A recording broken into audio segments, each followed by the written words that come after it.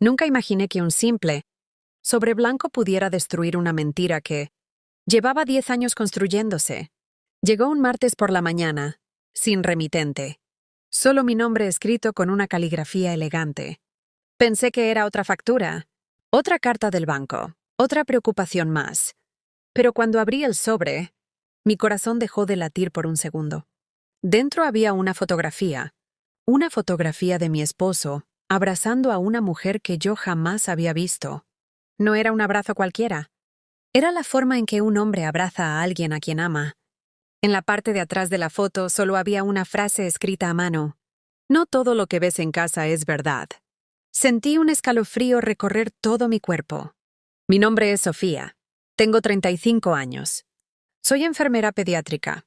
Y hasta ese momento estaba convencida de que tenía una vida perfecta. Llevaba 10 años casada con Daniel.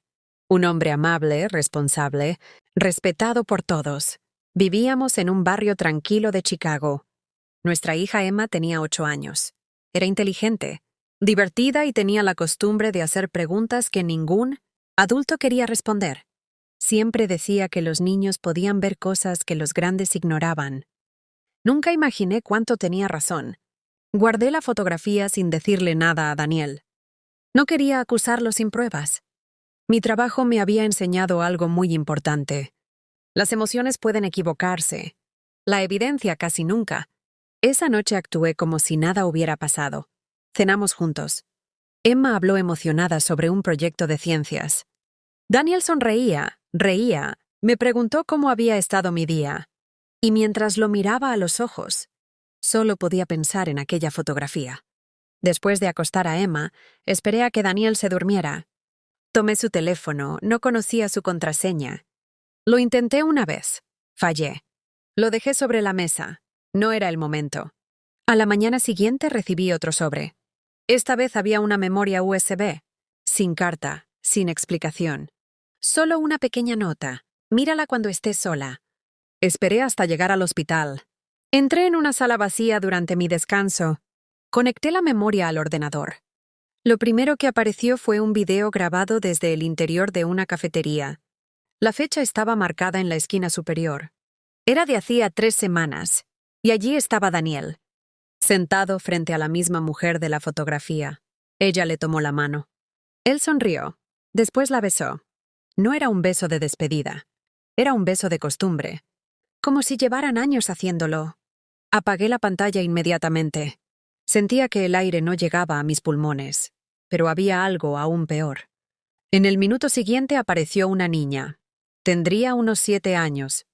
Corrió hacia Daniel gritando, ¡Papá! Daniel la levantó en brazos. La abrazó, la besó en la frente, y sonrió exactamente igual que cuando abrazaba a Emma. En ese instante comprendí que aquella historia era mucho más grande de lo que imaginaba. Mi esposo no solo escondía una aventura, escondía otra vida. Y alguien quería que yo descubriera toda la verdad.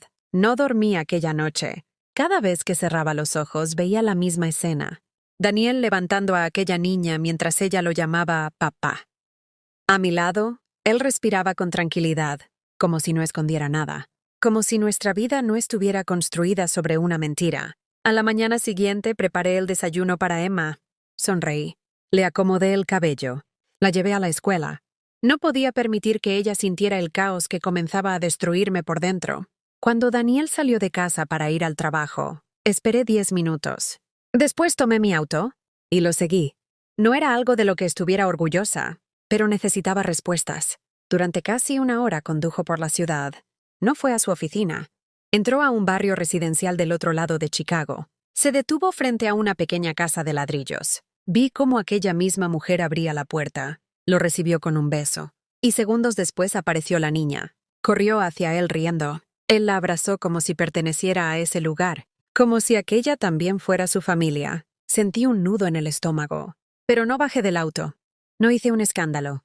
Solo observé. Tomé fotografías. Anoté la dirección. Y me fui, porque entendí que todavía no conocía toda la historia. Esa tarde recibí un tercer sobre. Esta vez había una sola hoja. Decía, no soy tu enemiga. Solo quiero que conozcas la verdad antes de que sea demasiado tarde. No había firma.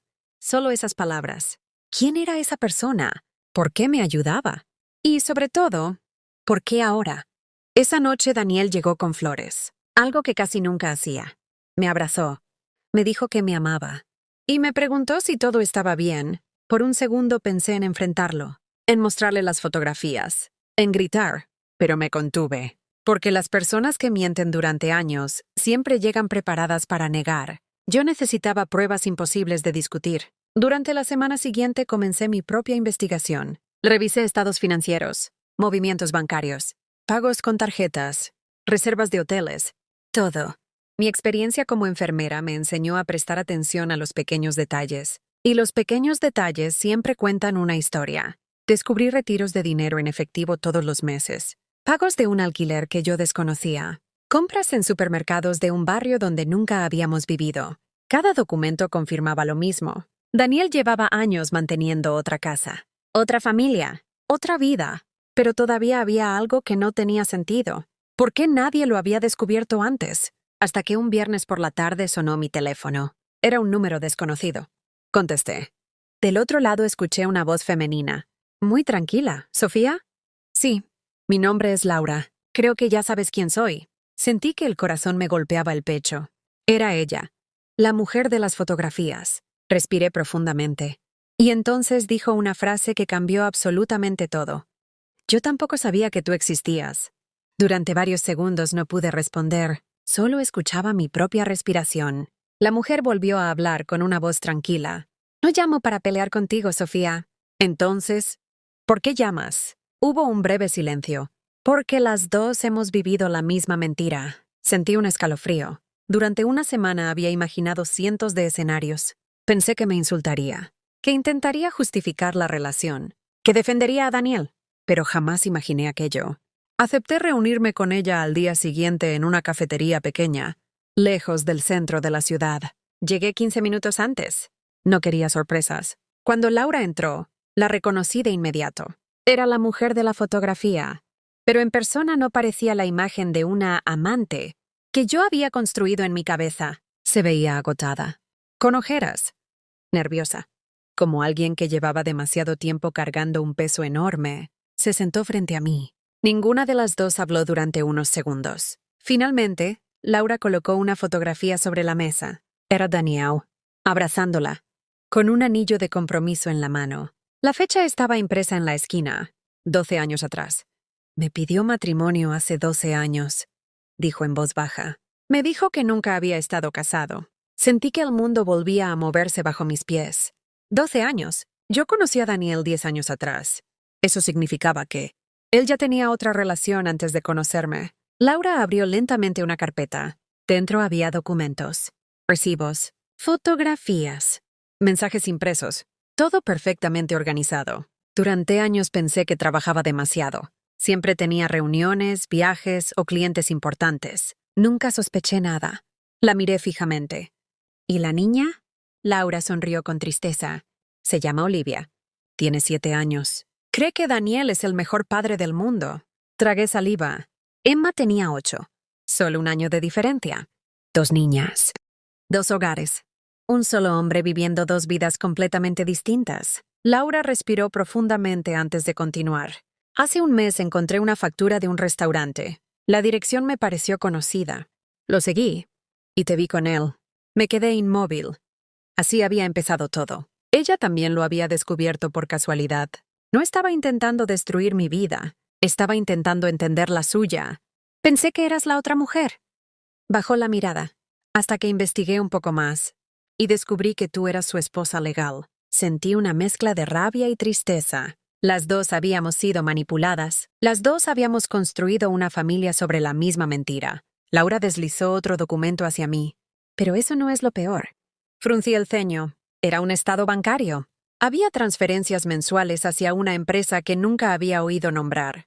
Los montos eran enormes, mucho más de lo que Daniel ganaba oficialmente. ¿Qué es esto?, pregunté. Laura respondió con una frase que hizo que el silencio volviera a apoderarse de la mesa. Daniel no solo nos mintió a nosotras. Creo que también está ocultando dinero, y alguien más lo está buscando. En ese instante comprendí que nuestra historia ya no trataba únicamente de una doble vida. Había algo mucho más peligroso detrás. Y por primera vez, las dos entendimos que, si queríamos descubrir toda la verdad, tendríamos que dejar de vernos como rivales. Tendríamos que trabajar juntas, porque el hombre que ambas creíamos conocer era prácticamente un desconocido. Durante los días siguientes, Laura y yo dejamos de ser dos mujeres enfrentadas por el mismo hombre. Nos convertimos en investigadoras. No buscábamos venganza. Buscábamos la verdad. Cada documento que revisábamos hacía que la historia fuera más oscura. Daniel no solo tenía dos familias. Había empresas registradas con nombres distintos, cuentas bancarias abiertas en diferentes estados, pagos mensuales a personas que ninguna de las dos conocía, y siempre aparecía el mismo nombre en los documentos. Harper Financial Group. Ninguna de las dos había oído hablar de esa empresa. Laura investigó en Internet. No encontró casi nada. Solo una pequeña oficina registrada en Delaware. Demasiado poco para mover millones de dólares. Aquello no tenía sentido. Una tarde, mientras revisaba el antiguo escritorio de Daniel, encontré una llave metálica escondida dentro de un libro. No tenía ninguna etiqueta, solo un pequeño número grabado. 217. Le envié una fotografía a Laura. 5 minutos después me llamó. Creo que sé lo que es. ¿Qué? Una llave de caja de seguridad bancaria. Al día siguiente pedimos ayuda a un abogado. Legalmente, como esposa, yo podía solicitar información. 2 horas después, estábamos frente a una sucursal bancaria en el centro de Chicago. El gerente revisó los registros. Luego levantó la vista. Sí, existe una caja con ese número. Mi corazón comenzó a latir con fuerza, pero enseguida añadió, solo puede abrirse con la presencia del titular o mediante una orden judicial. Salimos del banco decepcionadas. Sin embargo, cuando ya estábamos cruzando la calle, un empleado salió corriendo detrás de nosotras.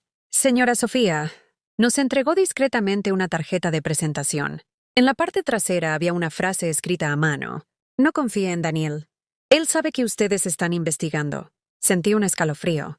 Miré alrededor. El empleado ya había desaparecido dentro del edificio. Aquello significaba una sola cosa. No éramos las únicas personas que conocían el secreto. Esa misma noche llegué a casa intentando actuar con normalidad. Daniel estaba preparando la cena. Sonrió al verme, pero había algo distinto en su mirada, como si estuviera observándome más de lo habitual. Durante la cena hizo preguntas extrañas. ¿Cómo estuvo tu día? Bien. ¿Has hablado con alguien nuevo últimamente? ¿Solo curiosidad? Nunca antes había sido curioso. Cuando terminó de cenar, salió al jardín diciendo que debía hacer una llamada. Lo observé desde la ventana, no hablaba. Solo caminaba de un lado a otro mirando constantemente hacia la casa, como si sospechara que alguien lo estaba observando. Mi teléfono vibró. Era un mensaje de Laura, solo decía, no vuelvas a revisar los documentos en casa. Creo que alguien entró en mi apartamento mientras estaba trabajando. Sentí que el estómago se cerraba. Abrí rápidamente el cajón donde escondía las copias de las pruebas. Todo seguía allí, o al menos eso parecía, hasta que noté un detalle. La carpeta estaba exactamente en el mismo lugar, pero colocada al revés. Era un cambio mínimo, casi imposible de notar, excepto para alguien acostumbrado a observar pequeños detalles. Alguien había entrado, había revisado mis cosas, y había intentado que nunca me diera cuenta. Esa noche comprendí que ya no solo estaba descubriendo una infidelidad. Ahora alguien nos estaba vigilando, y por primera vez, tuve miedo de que descubrir la verdad pudiera costarnos mucho más que un matrimonio. No dormí esa noche. Cada pequeño ruido me hacía abrir los ojos. Por primera vez desde que todo comenzó, ya no tenía miedo de perder mi matrimonio. Tenía miedo de descubrir hasta dónde era capaz de llegar. Daniel para proteger sus secretos. A la mañana siguiente recibí una llamada de Laura. Su voz sonaba diferente. Más seria, más tensa. Sofía, creo que ya sé quién nos ha estado enviando los sobres. Sentí un nudo en el estómago. ¿Quién? Una mujer llamada Evelyn. Quería verme. Dice que trabajó con Daniel durante casi 5 años. Acordamos reunirnos esa misma tarde en un pequeño parque, lejos del centro de la ciudad. Evelyn llegó con una carpeta gruesa entre las manos. Tendría unos 50 años. Su expresión no era de miedo, era de cansancio, como alguien que llevaba demasiado tiempo esperando ese momento. Se sentó frente a nosotras y habló sin rodeos. Daniel destruyó muchas vidas. Ustedes solo conocían una parte. Abrió la carpeta. Dentro había contratos, estados financieros, correos electrónicos y copias de documentos firmados por Daniel. Pero uno de ellos llamó inmediatamente mi atención. Era una partida de nacimiento, no de Emma, no de Olivia, de otro niño, un niño de 5 años. El padre registrado era Daniel. Laura me miró en silencio. Las dos comprendimos lo mismo al mismo tiempo. No éramos 2 familias. Éramos 3. Y quizá había más.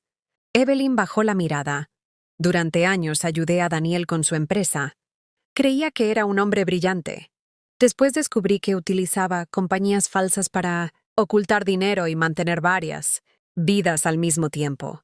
Mi respiración se aceleró. ¿Por qué no lo denunciaste antes? Ella respondió con calma. Porque tenía miedo. Después levantó la vista. Levanté la vista. Intenté mantener la calma. ¿Por qué lo preguntas? Sonrió. Pero cuando supe que había niñas de por medio, decidí que ya era suficiente. Comprendimos entonces quién había enviado las fotografías, la memoria USB y las cartas anónimas. No buscaba venganza, buscaba detenerlo. Evelyn nos entregó una memoria externa. Aquí está todo. Conversaciones, transferencias, contratos y algo más. Fruncí el ceño. ¿Qué? Una grabación donde Daniel admite que ninguna de ustedes debe descubrir la verdad. Sentí un escalofrío. Aquella noche, Laura, Evelyn y yo revisamos cada archivo. Había pruebas de fraude financiero, declaraciones falsas de impuestos, empresas fantasma y decenas de transferencias ocultas, pero el archivo más impactante era un audio. La voz de Daniel era inconfundible. Se escuchaba decir: mientras ellas nunca se conozcan, todo seguirá funcionando. Laura cerró los ojos. Yo apreté los puños. No solo nos había mentido, nos había convertido en piezas de un plan cuidadosamente construido. Evelyn respiró hondo. Mañana por la mañana presentaré toda esta evidencia a las autoridades. Las miré a ambas. Después pensé en Emma, en Olivia y en ese niño de 5 años que ni siquiera conocíamos. Los adultos podíamos soportar el dolor. Ellos no tenían por qué crecer rodeados de mentiras. Al salir del apartamento de Evelyn, mi teléfono vibró. Era un mensaje de Daniel.